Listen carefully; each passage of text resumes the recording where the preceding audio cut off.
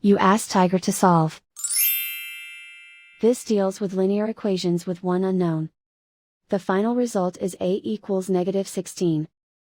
Let's solve it step by step. Swap sides. Group all constants on the right side of the equation. Add 6 to both sides. Simplify the arithmetic.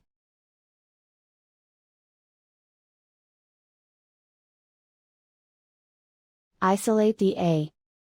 Divide both sides by 8. Simplify the fraction. Find the greatest common factor of the numerator and denominator. Factor out and cancel the greatest common factor. And so the final result is a equals -16.